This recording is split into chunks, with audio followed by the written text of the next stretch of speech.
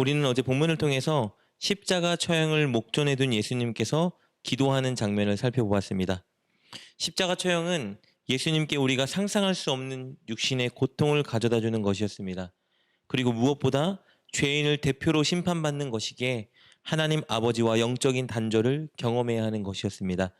그렇게 예수님께 십자가 처형은 두려움 그 자체이자 시험거리였습니다. 그래서 예수님은 시험에 들지 않고 하나님의 뜻에 순종하기 위해 기도하셨습니다. 그러나 제자들은 예수님께서 시험에 들지 않게 깨어 기도하라 말씀하셨지만 졸고 있었죠. 기도하는 일에 실패했습니다. 오늘 본문은요, 그렇게 기도로 깨어 계셨던 예수님의 선택과 기도하지 않고 졸고 있던 제자들의 선택을 대비하여 보여주고 있습니다. 예수님의 기도가 끝나자 예수님의 제자였던 가롯 유다를 필두로 하여 큰 무리들이 예수님을 잡기 위해 예수님께 다가왔습니다.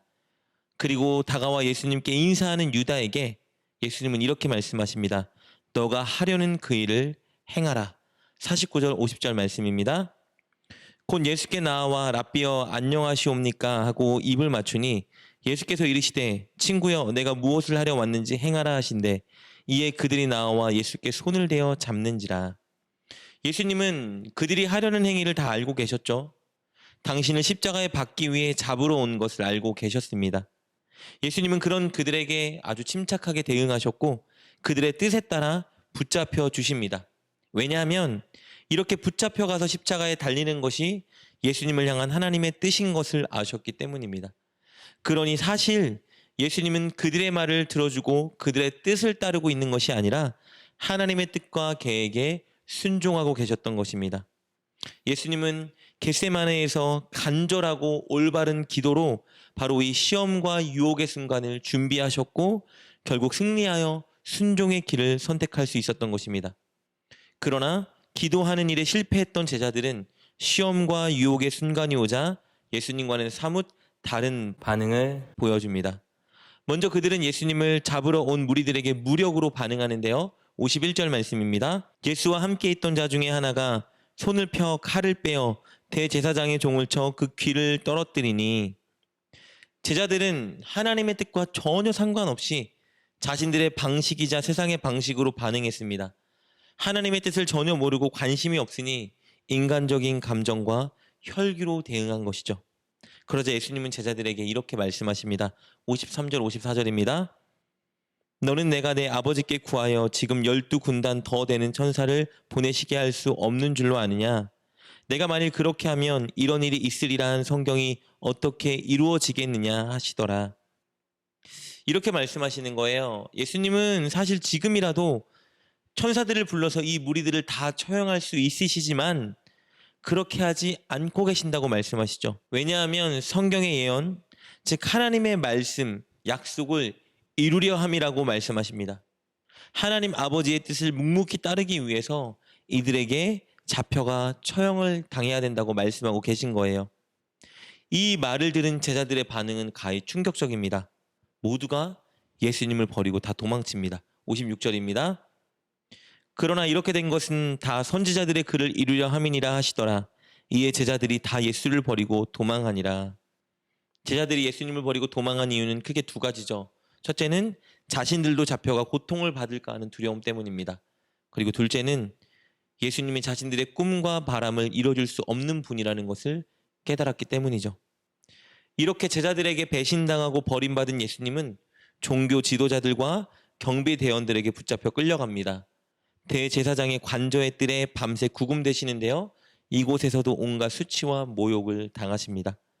그리고 그 후에 종교 지도자들은 예수님을 신문하기 시작합니다. 그들이 예수님께 죄를 뒤집어 씌워 죽이려 했는데요. 그 이유는 자신들의 기득권 때문입니다.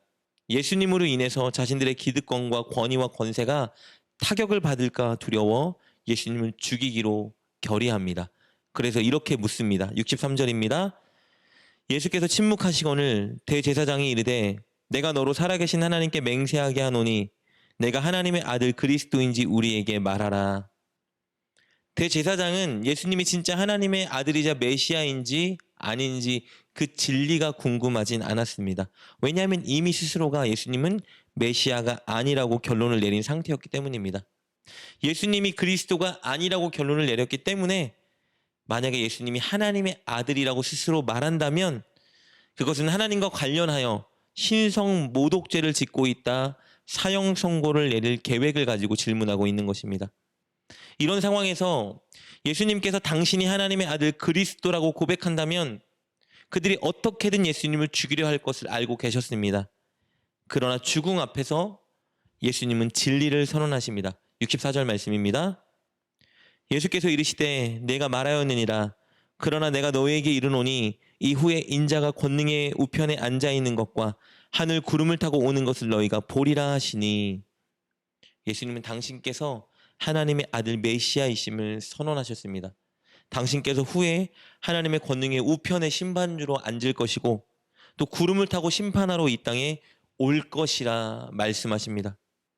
이렇게 예수님께서 진리를 말씀해 주시자 그들은 예수님을 신성 모독죄로 정죄하여 죽이기로 결의합니다. 65절, 66절입니다. 이에 대제사장이 자기 옷을 찢으며 이르되 그가 신성 모독하는 말을 하였으니 어찌 더 증인을 요구하리요. 보라, 너희가 지금 이 신성 모독하는 말을 들었도다. 너희 생각은 어떠하냐? 대답하여 이르되 그는 사형에 해당하니라 하고. 여러분, 오늘 우리가 살펴본 이 본문은 아이러니로 가득 차 있습니다.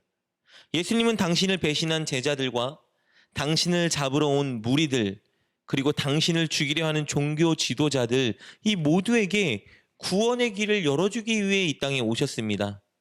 그런데 그들은 예수님을 배신하고 예수님을 떠나고 예수님을 조롱하고 예수님을 죽이려 하고 있습니다.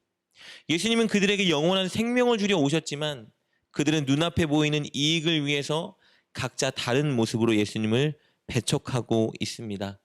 그럼에도 불구하고 예수님은 끝까지 그들을 위해서, 그리고 하나님의 뜻을 이루기 위해서 순종의 길을 걸어가십니다.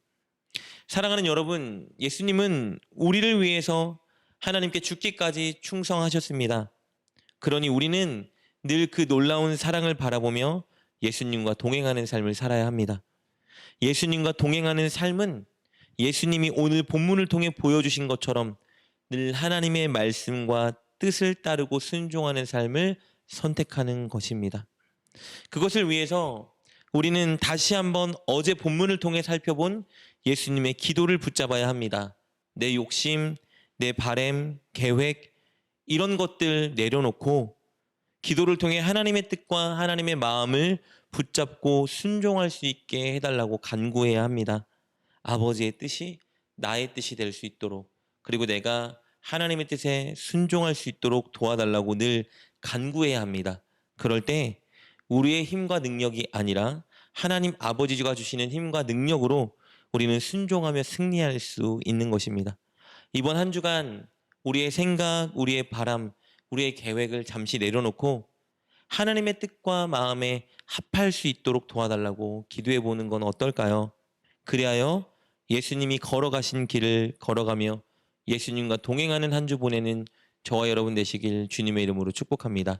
기도하겠습니다. 하나님, 우리를 구원하기 위해서, 그리고 하나님의 뜻에 순종하기 위해서 묵묵히 죽음의 길을 걸어가신 예수님을 바라보게 하여 주옵소서.